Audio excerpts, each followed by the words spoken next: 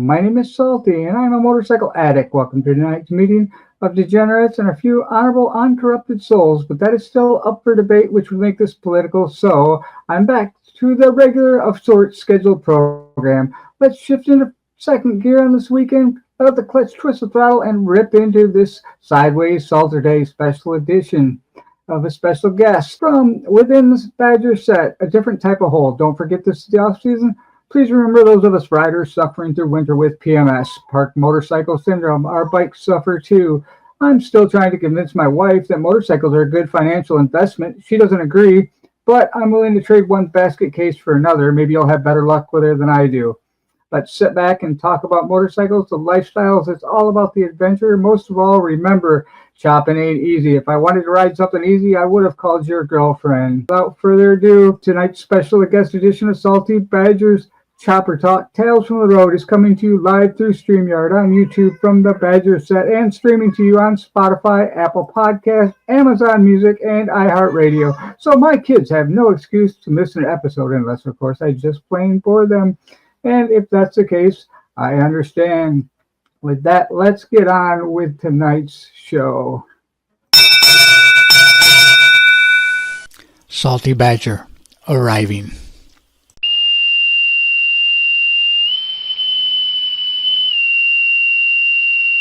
All right, tonight's guest is backstage, and I don't want to keep them back there any longer, so we're going to get started with the show. Coming to us right now is...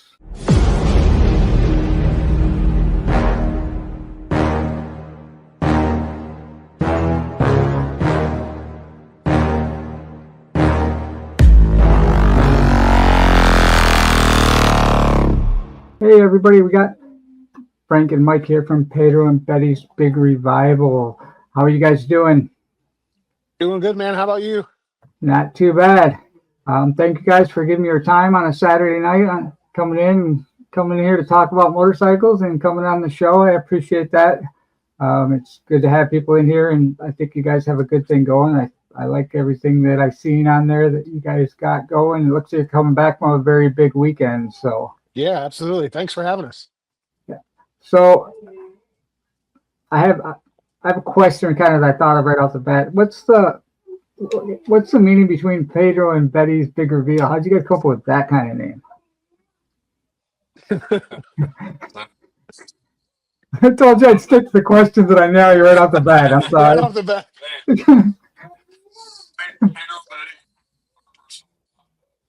Oh, I lost the mic. Can you hear me? I can hear you. Okay. Go ahead. All right. Pedro candy. He's just going to be eye candy then, I guess. We'll keep trying it. So Pedro and Betty is the name of our personal choppers. The Big Revival portion of that comes from the fact that maybe 4 or 5 years ago, Mike's bike, Betty, at the time, the name of that bike was LTC, but it was in a flood in St. Albans, West Virginia, and it sat for 2 or 3 years just kind of waiting to be rebuilt.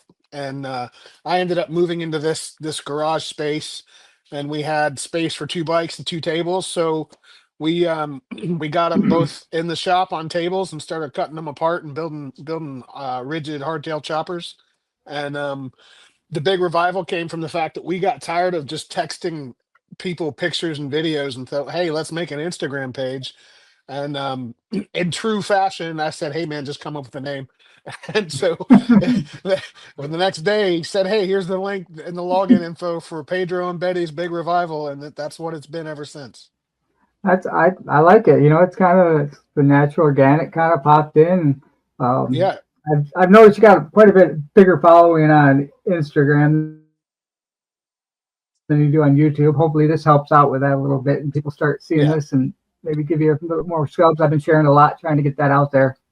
So thank you very much. What was kind of each of your guys' first memorable motorcycle experience?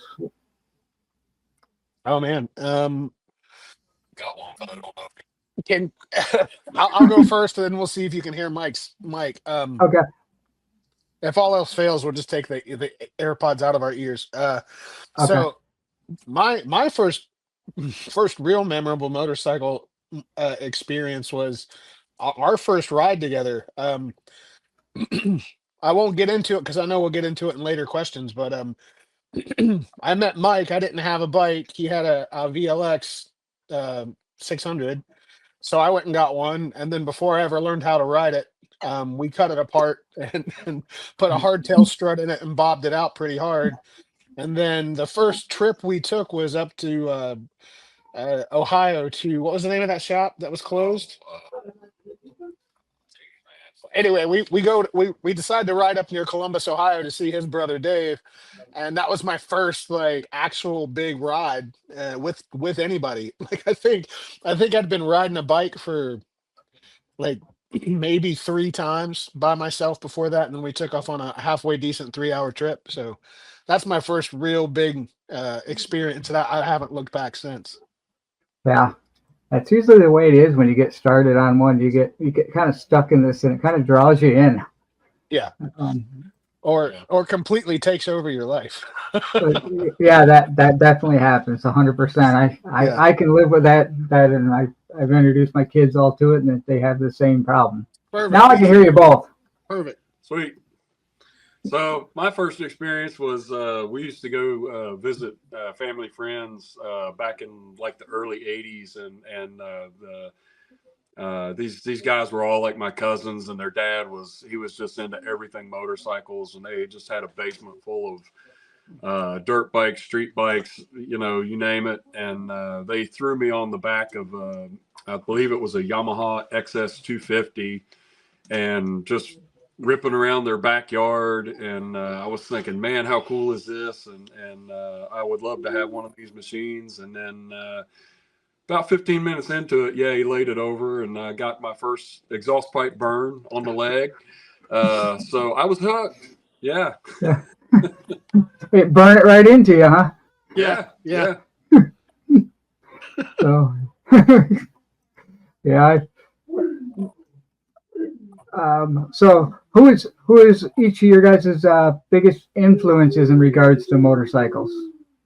Mine's kind of twofold. As far as motorcycles and of themselves, it might sound weird, but I'm gonna say Evel Knievel. That was our generation. Yeah, not just for the sake of things being sketchy, but that dude single-handedly had all the neighborhood kids across the country setting up ramps, jumping, see what they could do, pretending their bicycles were motorcycles. That's what it did for me. That was the first, I guess, passion linked towards them. And then as far as actually building bikes, I would have to say Endon Larry, just his vision for bikes, the simplicity, how stripped down they were, and how mechanical they were. You know, not trying to hide, you know, the functioning parts or whatever, but actually bringing them to light and making them a display and a showpiece on the bike. So yeah, that's my two that I gravitate towards. I think my biggest influence as far as building bikes would be Tom Fugel. I got into the history of him and his legacy and his builds a few years back, and it's really kind of taken off to the way I see things, especially the way I want to build. Nice. Those are definitely good influences and good visions to have when you're building. And you just kind of I love the Honda chopper thing. That's cool. I mean, I like everything on two wheels. They don't have to be Harleys, but right. Yeah. You see so many Harleys, so many panheads. I mean, I love a panhead, I love a knuckle, but you see so many of them, and to see something differently done once in a while, it's really nice to see that. Yeah. So, what drew you guys into the journey of the choppers and the social media together, doing that whole journey there? What brought that idea on? Well, it was kind of like Frank was talking about earlier. My home had flooded. My shop that I kept my bikes in had flooded. I had a couple bikes sitting underwater, and you know, we decided you know, Frank's got this nice garage space. Let's get some tables built. Let's do to these bikes what we've always wanted to do to the bikes.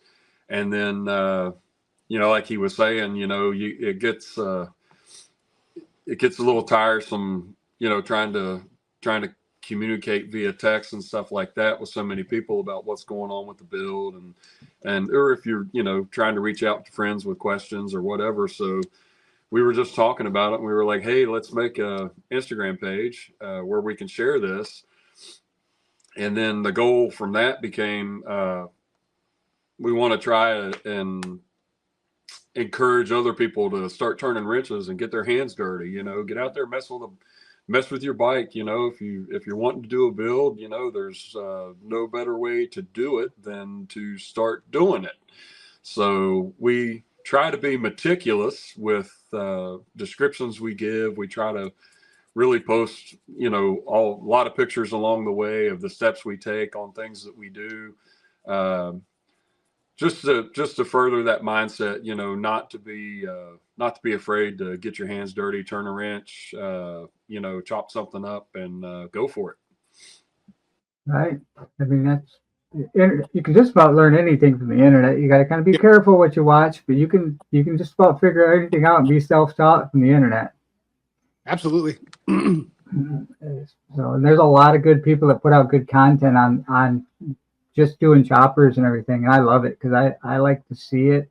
I like to see the passion grow. I like to see everybody enjoy it. That's why I like getting involved and even giving one of my viewers a chance at that chopper giveaway, because I just want to give that passion once somebody get somebody else hooked into that chopper passion. I mean, that's what it's all about. Yep, it's definitely different. So, how long have you guys been friends? And is it the motorcycles that brought you together in the bond? We've been friends 15-ish years. About 15 years. Yeah. About 15 years, and actually, music is what brought us together. So, we were both going to the same church and playing music together, and he would ride his bike in, and that's how he suckered me into the addiction. But we've probably put maybe a couple 100,000 miles together on the road together in the 15 years. I mean, we've ridden all over the place. See, he needed a partner in crime, and you were the easy bait. Yeah, I'm always. Yeah. No, it was funny. We had band rehearsal one night, and I had ridden my chop to rehearsal, and I walked out the door, and he's not only standing right at my bike, but he's taking pictures of it.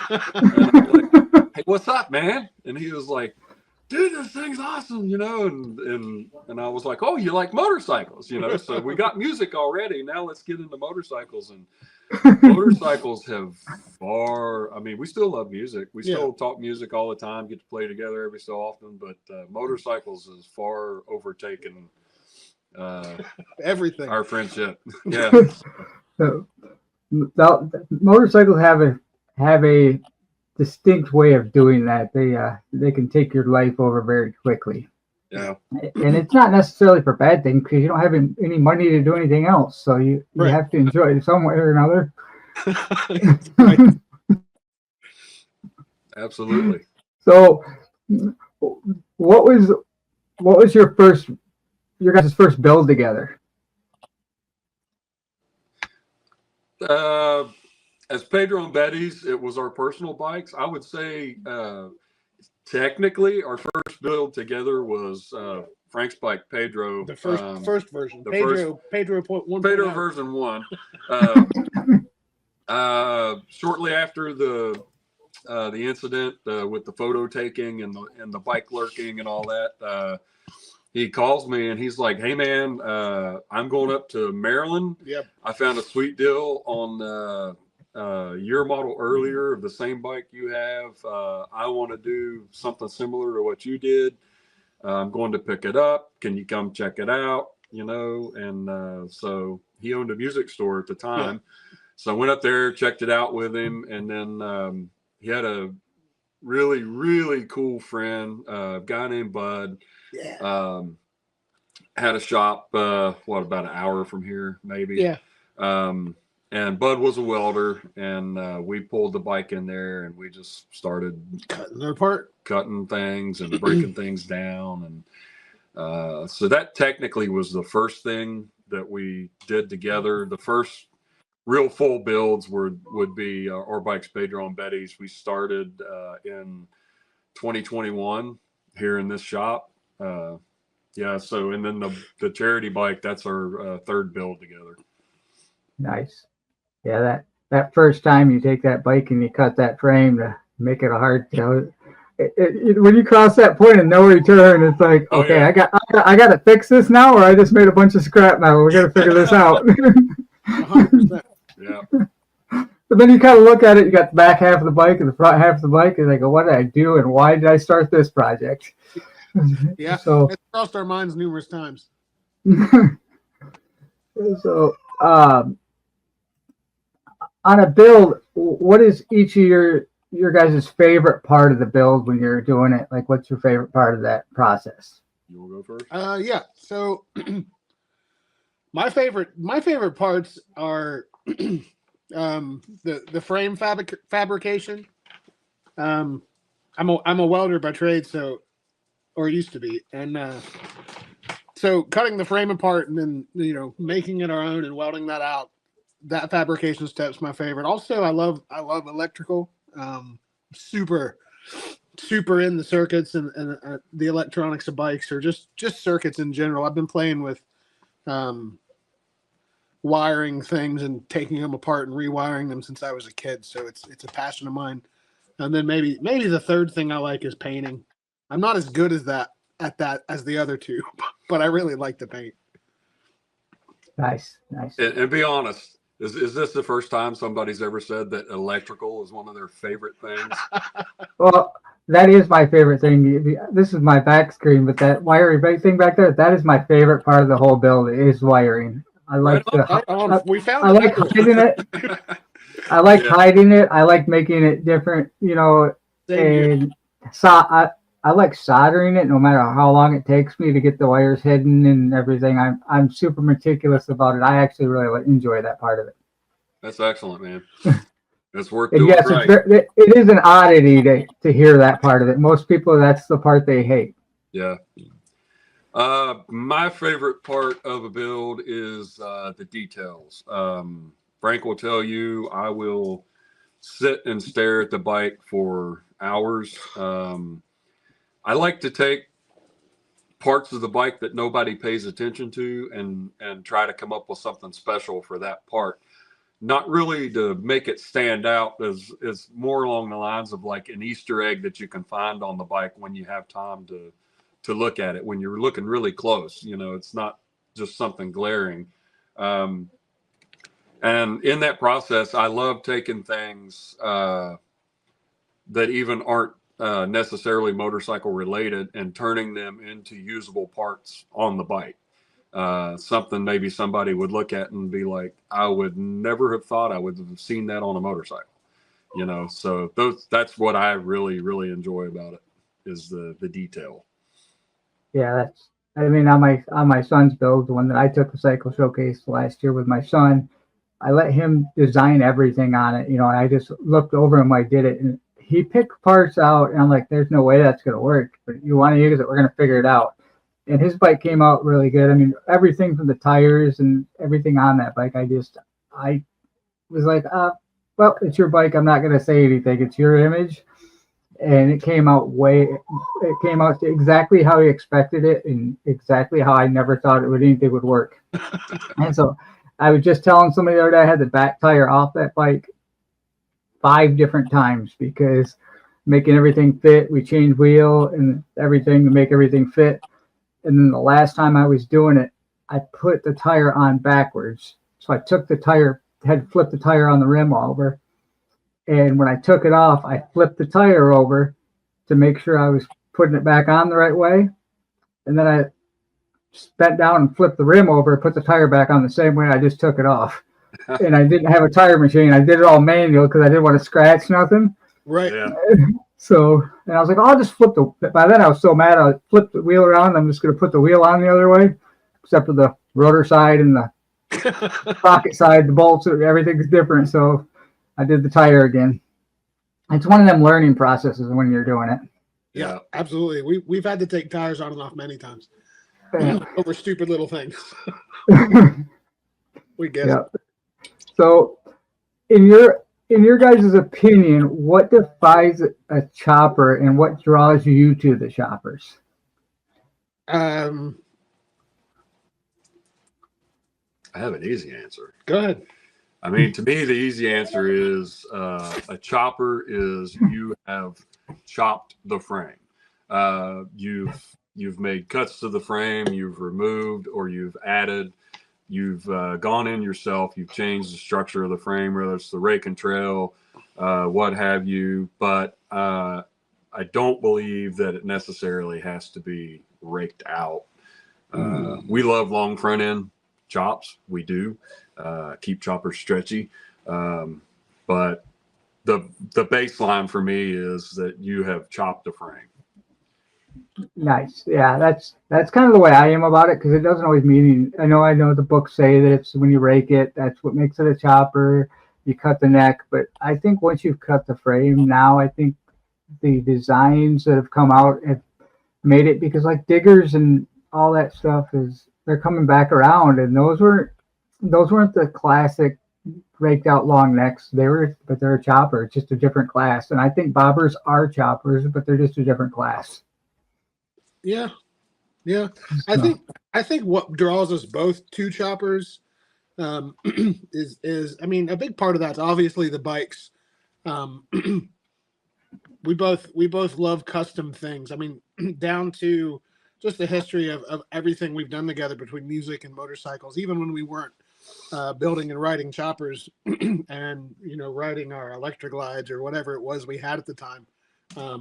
We were always doing something to them that nothing can enter our hands and not get modified in some way. So I think what draws us to it personally is the fact that we can't leave stuff well enough alone, and we're going to mess with it anyway.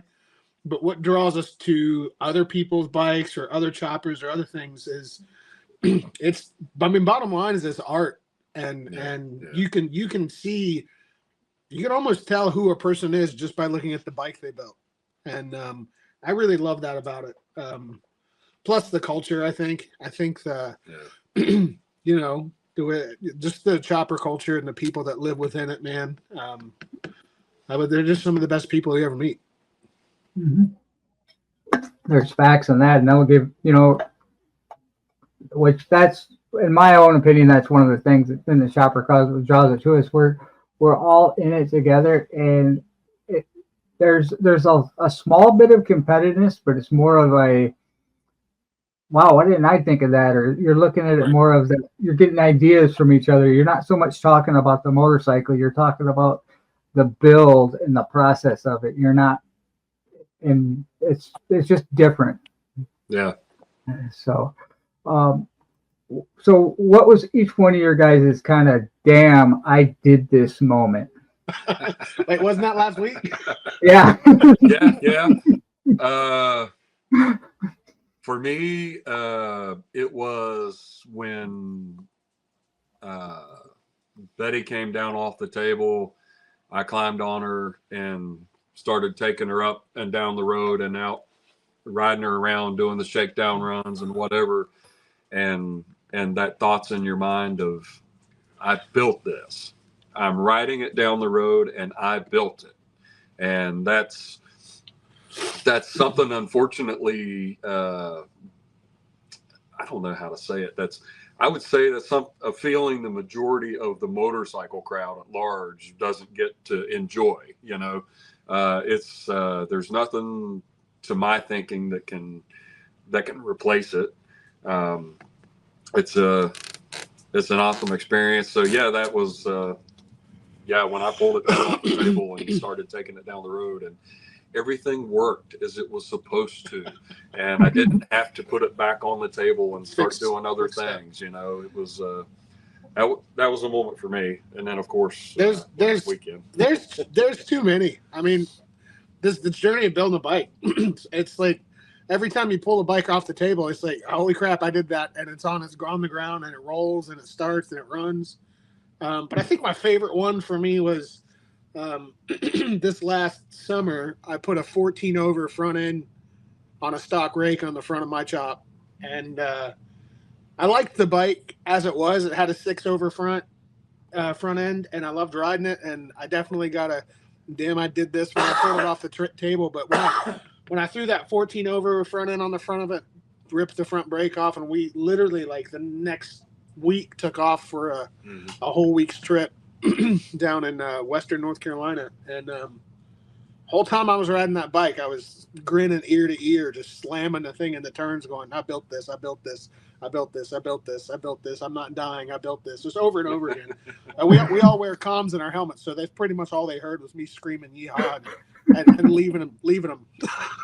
Right. True That's story. cool.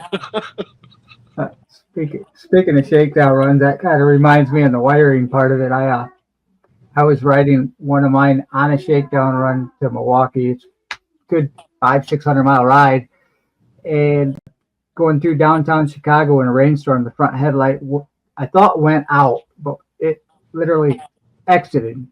But when it exited, it went down, hit the front tire, and started ripping the wires out of the motorcycle through the frame. And in a rainstorm on the side of the road, I'm rewiring my motorcycle. And I'm like, oh, this is fun. You know, it's pouring down rain. I got 5 or 6 people with me. They don't ride choppers. And I'm like, just go. I'll catch up. And they're like, we don't know where we're going. We were following you. I'm like, you guys have like baggers and you're following me. I can't see. My wife's riding beside me, and she'll cut corners off so I can get around because you always got that wide turn. They're like, why does your wife keep turning like that? I'm like, because if she doesn't turn like that, I'm going to take whoever's beside me right out because I can't make that turn. So, but yeah, she stayed on the side of the road with me, and she sat there the whole time, ran for parts so I could wire my bike and get going. So, but you have good and bad experiences on choppers. It's all what makes it part of the riding, I think. Yeah. For sure. So, do you guys have an actual shop, or is it just kind of an expensive hobby that you do? Yes. So it didn't start off. It started off as a really expensive hobby, but as we've built and keep building, last year we incorporated as a business, and we're working on some big plans for 2025, 2026, and 2027. Maybe some custom parts and such, but we don't plan on building any bikes for sale or for anybody other than when we build them to benefit somebody. So one of the big goals that we had after we finished our first 2 bikes was we knew we weren't done building. We were going to continue building, and we knew that we wanted to make a way that we could do 2 things we love most in our lives: is build motorcycles and ride them and help people. So what we're doing is figuring out how we can better fund that so that we can keep building these bikes and somehow make it pay for itself. Gotcha. Yeah, that's the chore right there. But I think that'll all come. You know, if you build it, they'll come. Right. That's how they say it. So, something will happen where it'll work out. I still kind of try to figure that whole concept of how to make this expensive hobby not so expensive. But I enjoy it too much to give it up. So, what do you guys your rider favorite bikes ride? Do you still have the ones that you built, the Pedro and Betty? Oh yeah. Betty, hands down, my favorite bike to ride. I've had multiple other bikes that I got enjoyment out of and great memories from, but there's nothing like riding the one that you built with your own hands. And so I've had that bike. That was actually my very first bike. It belonged to my brother, and he gifted it to me for Christmas one year. He had moved up to something a bit larger, and So that's the first bike I had. It is still the bike I enjoy riding the most. Yeah, same for me. My bike, my Pedro, my bike, my chop. It's hands down my favorite bike. I've had many other bikes, and I always came back to that one. What's funny is I've got a 2008 Electra Glide that's been sitting in my shop unridden for 2 years. Well, actually more than that, 3 years. almost 3 years. Yeah. I bought that bike because I felt like I needed a big bike, a road couch to take these monster trips. I got this bike finished, pulled it off the table, and like 3 days later left for a trip and realized that was the stupidest thing I ever thought. I just like the bike, and like you said, there's once you build one and it becomes like you bleed on it. Once you've bled on your bike, it's kind of your favorite thing. Yeah. You can always. Dogs in the shop. Oh, you're fine. You can always build a bagger chopper. I've thought about it. I got I've definitely. You can search my Google history. It's definitely there. Big game. Like Beaner had. He had the bagger chopper. Yeah. Yep. Yeah. That purple one. So would you say you kind of already mentioned this earlier. Would you say the chopper crowd is different than the rest of the motorcycle community, and how would you explain that? Absolutely. Yeah, I think so. And you kind of touched on it too. What our experience has been is that by and large, especially going to the shows we've gone to and getting to meet some of the people that have been, doing it for a while or are full time into it, they're in the industry or however you want to phrase that. Everybody's been really free with the sharing knowledge, respecting what you've built. We've had guys come up to us that all they do is British bikes, or all they do is Harley Davidsons or whatever, but they'll take the time to spend with us as they think it's just so cool that we're doing Honda choppers, and I think that's a variance from the motorcycle community at large. The chopper crowd just seems to be I guess more accepting and sharing of knowledge, and just appreciating, even if it might not be their cup of tea, they respect the fact that you had the vision and the skills with your hands to make it happen. Yeah, what he said. Yeah. The sad part about the Honda thing is all of a sudden, like the CVs have a sudden everybody wants them now, so they're worth a bunch of money. They brought big numbers out of them, and I'm like, man, I wanted one of those. I wanted to shop one. So yeah, absolutely. Same thing with shovel heads. Yeah, everything. As soon as you decide it's cool, everybody else has already decided it's cool. Now it even seems like iron heads are starting to get super, super popular and expensive, which blows my mind.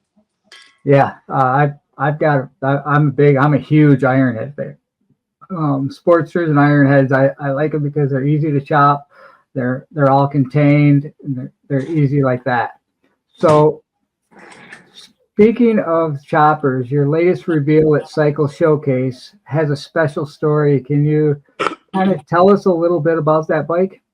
Yeah, absolutely. So the bike is 96 VLX Honda Shadow 600.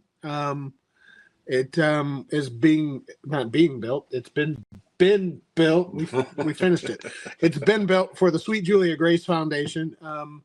It's kind of a cool story how we got connected with him earlier. As we were talking, I mentioned that once we finished our first two bikes in the shop, we knew we wanted to continue building, and we were already looking for somebody, some organization, some way to build a motorcycle and raffle it to help somebody.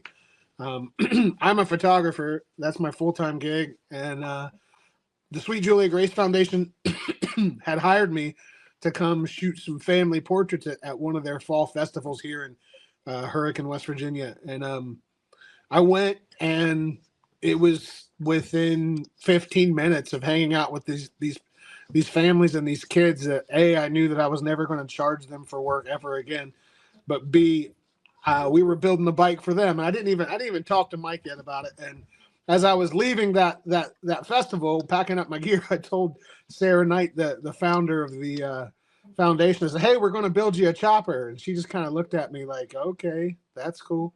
I guess she thought maybe we were building her a helicopter or something. But yeah, so that's how that started. So this bike has really become near and dear to our hearts, because not only did we make the decision to build it for these kids, but we actually got to go work with the kids and go to a couple events and hang out with them and really just fall in love with the families. And it's going to be an ongoing long-term relationship for Pedro and Betty's and the Sweet Julia Grace Foundation. But that's the story of the bike. And the even cooler part of the bike was, as we started to tell our Instagram family that we were doing this, so many people said, "I want in. I want a piece of this. I want to jump in with you." Just like the donor bike was donated by John from Gaddy's Garage in Florida. They drove all the way up from Lake Worth, Florida, almost a year ago this week, and dropped it off to us. Then spent the weekend with us, and we all tore it down together and welded in the single backbone together. We've had huge pourings of help from TJ at TJ Brutal Customs. I mean, Anthony up at Old Cool Choppers. There's so many more. How many more? Yeah, lots of people, lots of individual people have sent us various parts. Just kind of the, hey, if you can use this, cool. If you can't, cool. But we thought of you and thought you could use it. Our friends Cal and Kate out of New Jersey. We made up, I don't know how well you can see it back here, but we just made up a little mock sissy bar just so he could get measurements off of and sent out to him. He said, "Hey, I want to make you guys a stainless custom sissy bar for that bike." Made a little mock-up so he could get the measurements off of and send it out. And then he asked us a couple of questions, and we got this beautiful polished stainless sissy work of art back.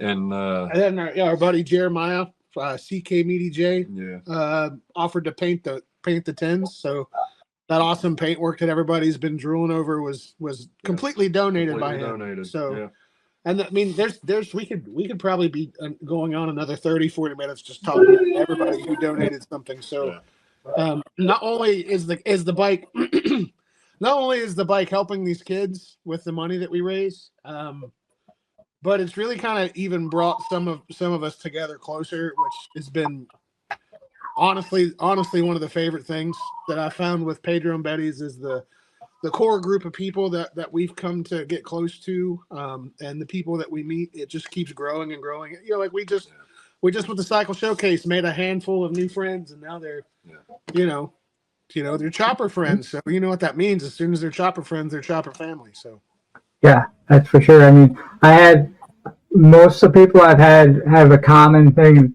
is Cycle Showcase that have been on my show. We've all kind of been there.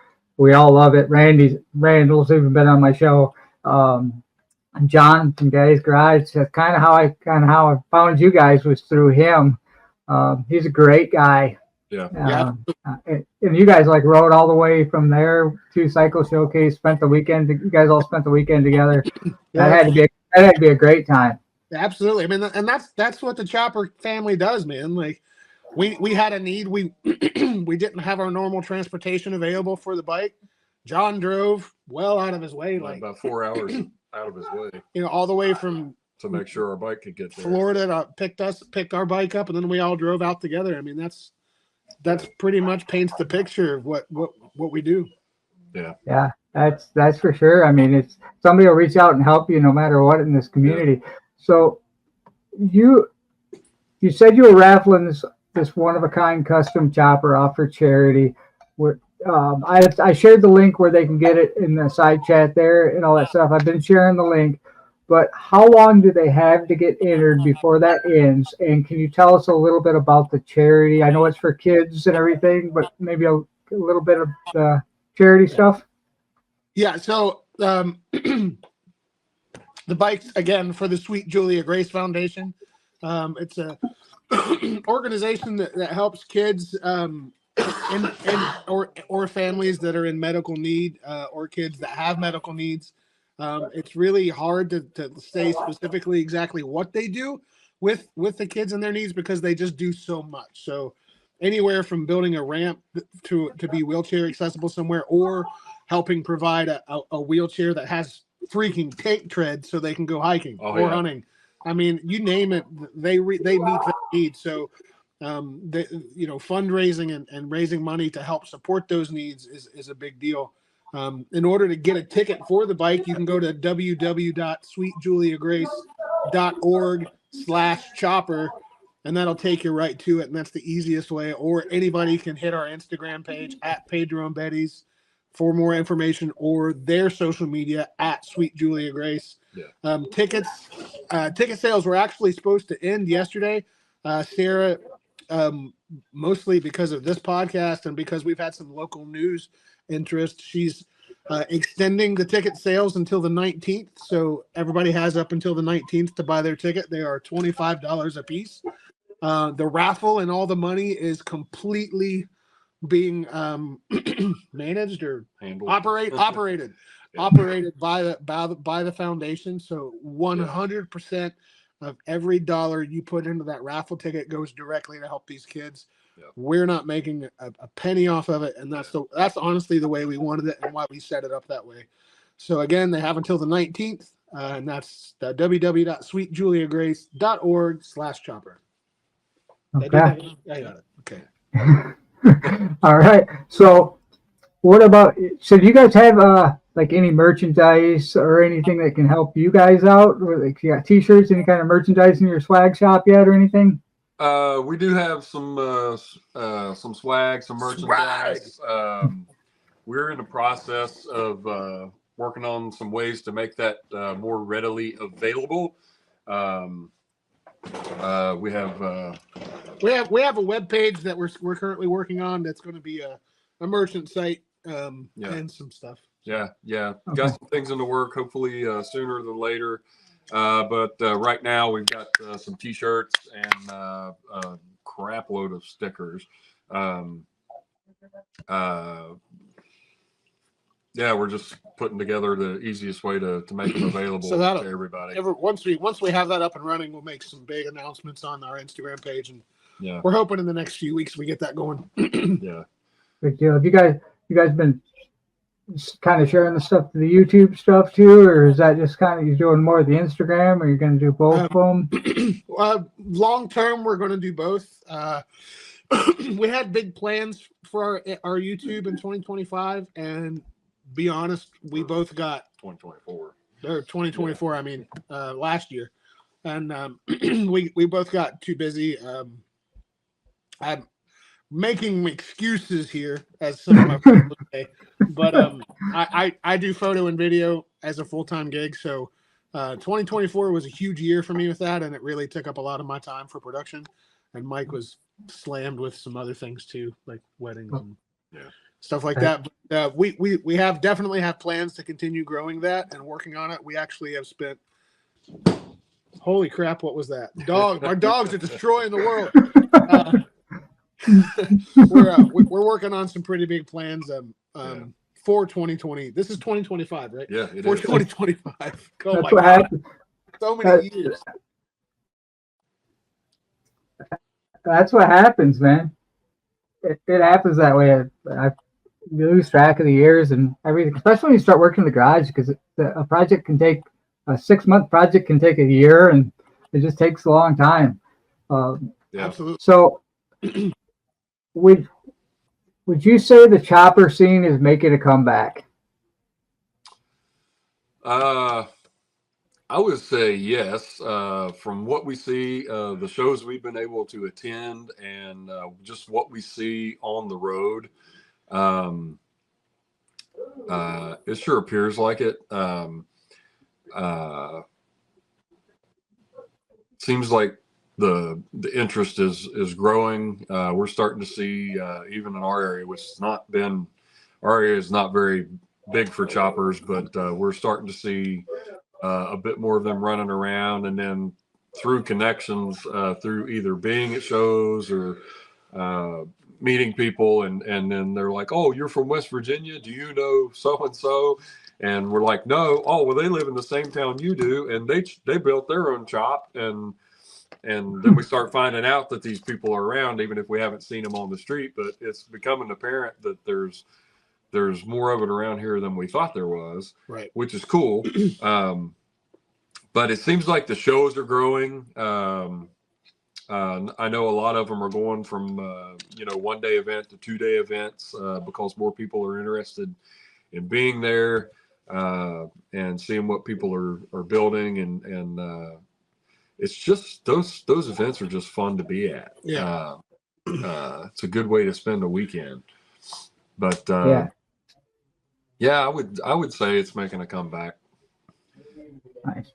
Speaking of chopper events, have you guys ever been to Smokeout Rally? No, we have not yet. It's on the list of ones we need to go to. I have not either yet, but that one's coming. That's not far from you guys, and that one's coming. That's a good chopper. That's a good chopper show. That's on my list. I'm trying for that one for this year again. I had stuff come up last year that just stopped my production completely. So yeah. So I don't have a whole lot more, but what events might someone else catch you guys at this year? You guys got plans yet? Upcoming plans? Yeah, we do. We will be at Fuel Cleveland in July. That's in Bath, Ohio. It's a fantastic event. The guys from Lowbrow sponsor that, and Mikey Revolt heads up all of that. We've ended there for the first time last year, and he was fantastic. Everybody there was fantastic. The first year we just attended, that's when we had just finished our chops. So that was kind of their maiden voyage, was riding up for that show. And so we'll be there again this year. We will be at Glory Days in Pittsburgh. That is in September, I do believe. Yeah. And we've had a couple people, like you were asking about Smokeout. We've had a couple people mention some different one to us that we'd like to get on the list. For right now, Fuel Cleveland and Glory Days are definites. And then we'll just have to look at what we can get to, what we can swing in there, because we got some personal bike trips and stuff like that, on the schedule as well. So we have a group of chopper friends that we like to go explore the mountains with for a week. Go to the mountains and do chopper things. Yeah. That's good. I mean, they've got all sorts of stuff. You guys got a good riding area out there. Oh, yeah, beautiful riding. You mentioned the Fuel Cleveland, the Ohio, and the Pennsylvania one. Hey, just because it came to mind, have you guys heard of the party at the Penn East? Really? We're having the East one this year at the Shawshank prison. Yeah. Yes. Have you got into that? They're still looking for bikes. Okay. Yeah, we didn't know that. Yes. Last I knew, they were still looking for bikes. Okay. Okay, cool. So if you go on the social media on their page, it was on. They had a post where they were still looking for some bikes if it was something you guys were looking for. Okay. Sweet. So we'll have to. That's early June, right? Yes. Okay. We'll have to dig into that and check it out. Yeah, I'm looking at attending that one too, probably because that's I like that prison. I like the prison idea of it, but the Shawshank prison, I've wanted to go there anyways to explore that area. So that's all I got for tonight. I can talk motorcycles all night. I don't want to keep you guys very long because I want to get you guys back and get back to your building awesome choppers and anything. You guys got any closing words or anything? Get your hands dirty. Go turn a wrench. Do something to your bike. Ride it if you can. We always say if you can't be good, be good at it. Just don't be afraid to afraid to ask questions. Don't be afraid to get your hands dirty and dive in there, man. Just do something with your bike. Right on. Yeah, man. Thank you for coming on. I'm going to look real quick and see if anybody that has anything out there. So the smoke out is like, somebody put the date out there. I forgot what it was. It was smoke out September 4th through the 7th. Somebody just mentioned that in there. A bunch of the people out there are chopper guys. So, but I appreciate you guys coming on. And I'll hit you guys up later, and thank you. And I'm going to probably later on today or tomorrow hit you up before I raffle off that ticket, and we'll do that sometime tomorrow. I'm going to close out on that raffle and get everybody entered into that so we can get them a free entry for that. Right on. Absolutely. So, appreciate you having us, Brian. Yeah, man. Absolutely. No problem. I'll hit you guys up. I'm just going to go ahead and exit you out of the studio. I'm going to finish up the show, and then you guys can kind of move on. All right. Take care, bro. Appreciate it. Yep. See you later. Yeah. Please make sure and check out their content. And if you like it, do all the fun stuff. Hit subscribe, like, follow. Thank everybody for coming in. I appreciate everybody that came in and hung out. Hope everybody enjoyed the show. With that, we're going to roll the outro.